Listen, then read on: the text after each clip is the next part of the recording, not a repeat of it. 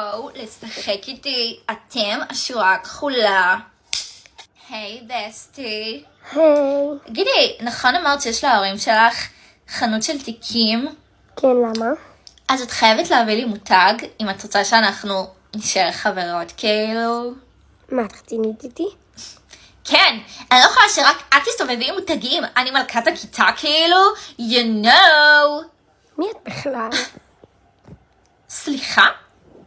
כולם פה שונאים אותך. נכון, כי הם מקנאים בי כאילו, דה. את יודעת מה? אני אמצא לי חברות חדשות, ואני אהיה יותר מקובלת ממך.